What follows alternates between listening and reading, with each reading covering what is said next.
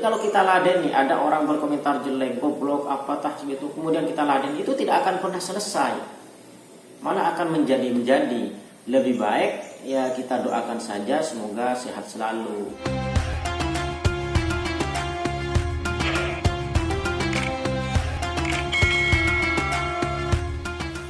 Bismillahirrahmanirrahim. Assalamualaikum warahmatullahi wabarakatuh. Pada kesempatan kali ini kita akan membahas tentang al-hilmu, yaitu rasa sabar. Sabar yang sangat sabar.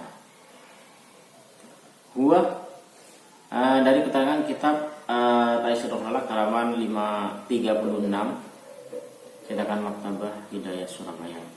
Sebelum kita mulai, mari kita baca Fatihah. Mudah-mudahan apa yang kita bahas bisa bermanfaat di dunia wal akhirah. Al-Fatihah.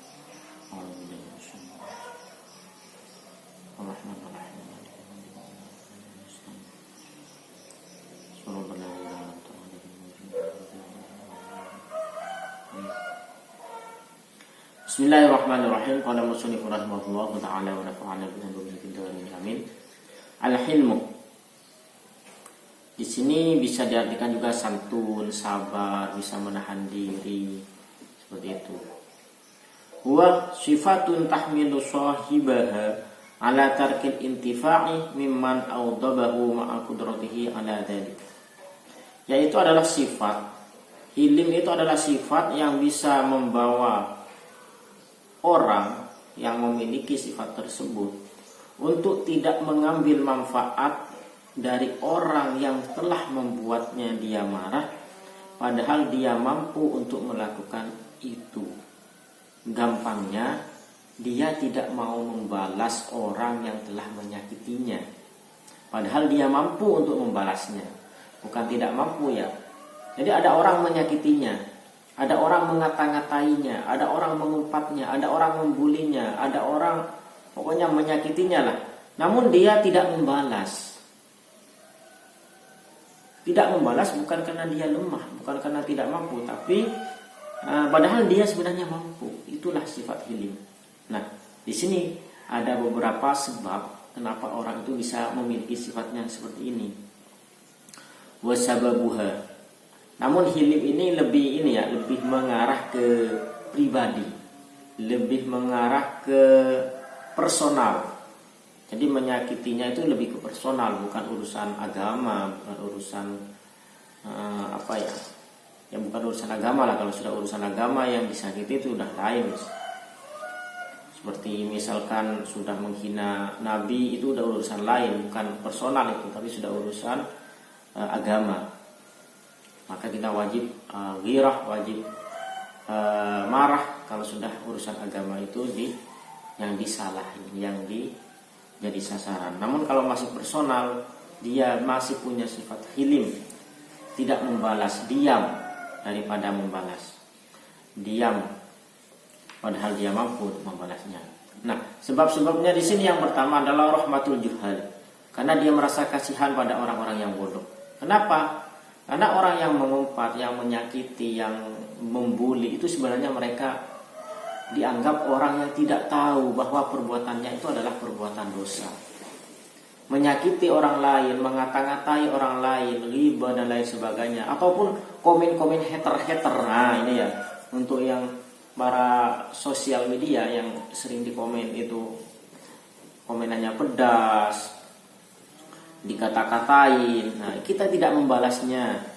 Kenapa? Karena tahu bahwa dia sebenarnya itu tidak paham bahwa perbuatan itu adalah perbuatan dosa. Seperti itu. Jadi merasa kasihan terhadap orang-orang yang bodoh. Artinya tidak tahu dengan apa yang ia lakukan itu adalah sebuah dosa. Wa tarafu'u 'anil musyatamah, dan juga untuk menghindari dari cacian yang akan terus menerus. Jadi kalau kita ladeni, ada orang berkomentar jelek, goblok, apatah gitu, kemudian kita ladeni, itu tidak akan pernah selesai. Malah akan menjadi. Lebih baik ya kita doakan saja semoga sehat selalu, panjang umur, dapat hidayah dan lain sebagainya, seperti itu. Jadi tidak usah diladenin, intinya seperti itu. Inilah sudah betapa bagusnya ajaran dalam agama Islam. Sudah ada panduan bagaimana kita cara menghadapi hater. cara menghadapi orang yang suka membuli, yaitu dengan sifat hilim. Kemudian yang ketiga alasannya karena istihya min jazail jawab, karena merasa malu untuk menjawab, untuk membalas jawaban, jadi malu untuk maksudnya di sini membalas dengan kata-kata yang kotor itu merasa malu. Masa sih saya jadi ada orang yang bilang misalkan kata-kata yang kotor kita balas juga dengan kata-kata yang kotor, itu malu, nggak pantas lah untuk saya berkata-kata seperti itu. Nah itulah diantaranya yang menyebabkan orang itu bisa memiliki sifat hilim. Kemudian yang berikutnya adalah awit tafadduli 'alal musi, yaitu memiliki sifat murah hati terhadap orang yang sudah berbuat jelek. Ya, jadi memiliki rasa murah hati, memberikan rasa kasihan kepada orang yang sudah berbuat jelek karena dia tidak tahu bahwa itu perbuatannya tidak baik, tidak bagus dan sebuah dosa. Jadi merasa kasihan terhadap hater-hater tersebut. Au ri'ayatu nikmatin sabiqatin, atau untuk menjaga nikmat yang sudah lalu. Awil makruh wa tawaqqu'ul furadi. Kalau menjaga nikmat-nikmat yang sudah lalu itu maksudnya mungkin karena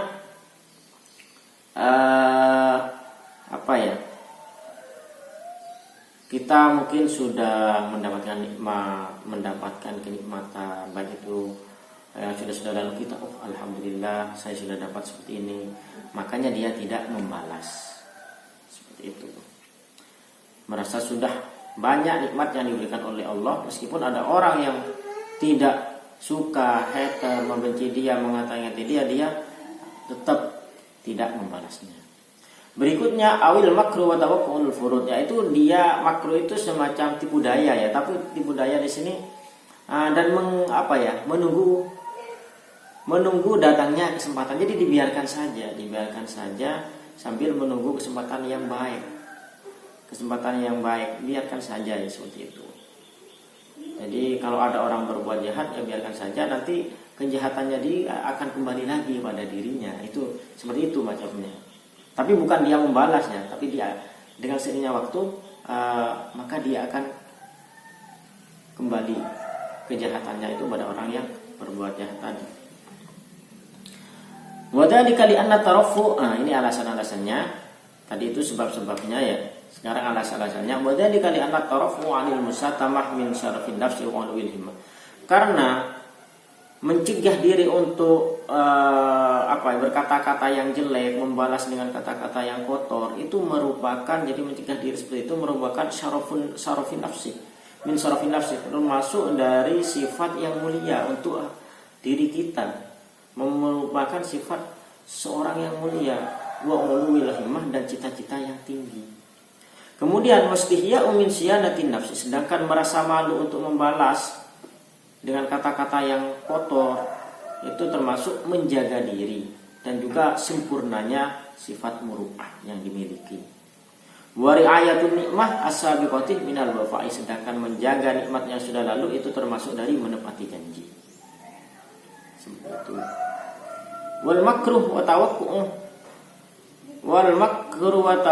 furud, sedangkan makar atau tipu daya wa tawaqqu'u dan menunggu kesempatan, artinya itu minat cerdas, dari cerdas. Jadi karena cerdasnya dia paham bahwa apa yang dilakukan oleh orang yang berbuat jahat tersebut, dia akan kembali lagi pada orang yang berbuat jahat tersebut tanpa kita harus membalasnya.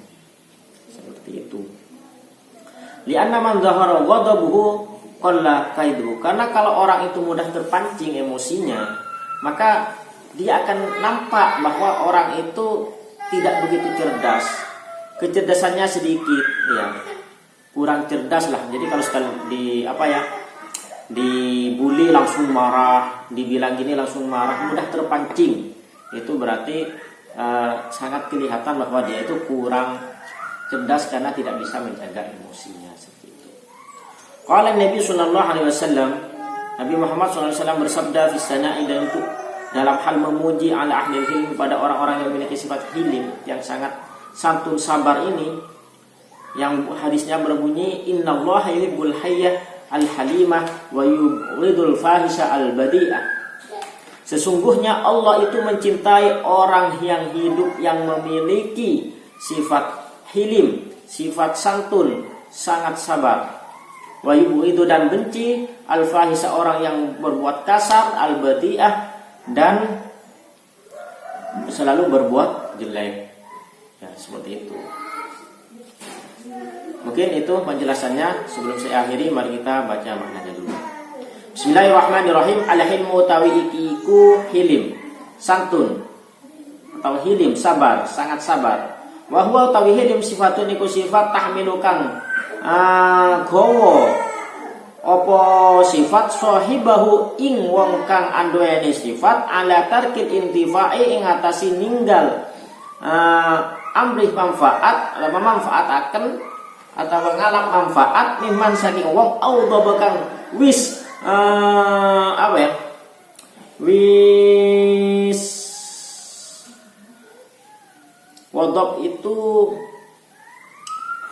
muring-muringaken sapa man hu ing sahibul hilim ma'aku daratihi ing dalam sertani mampuni kuasani sahibiha ala tarkidalik ala dalika ing atase mengkono intifa wa sabuha utawi sabab-sabab sifat hilim rahmatul juhali iku welas ing pira-pira kang bodho awit tarafu utawa nikah anil musyatama saking cacian awil istihya utawa ngerasa isin min jazail jawab saking balas jawab awit tafadhuli utawa paring kemurahan hati kemurahan alal musi ngatasi wong kang wis agawi elek auri ayatu nikmatin utawa ngrekso nikmat sabiqatin kang wis dingin awil makruh utawa maka utawa makar wa tawakkul furudi lan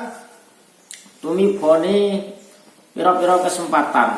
Wadhalika utawi mengkono sabab kabeh mau lianna tarafu krana satuhune tarafu nyegah anil musatama saking cacian min syarafin nafsi iku saking mulyani awa-awaan wa ulwil himmati lan luhuri cita-cita.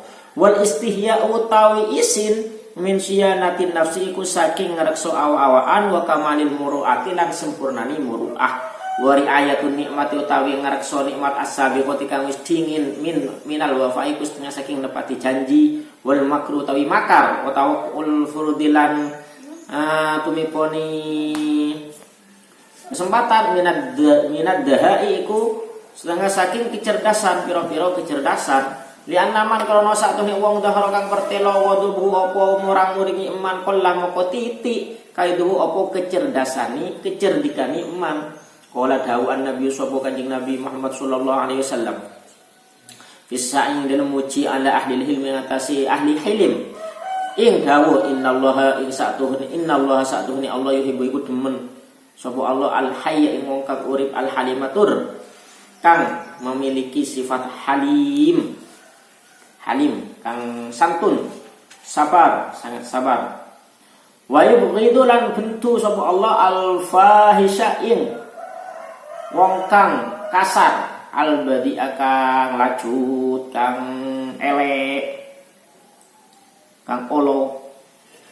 Demikian penjelasan keterangan dan makna. Bila ada yang benar bahwa min Allah, kalau ada yang salah bahwa nafsi. Wallahu a'lam bishawab. Assalamualaikum warahmatullahi wabarakatuh.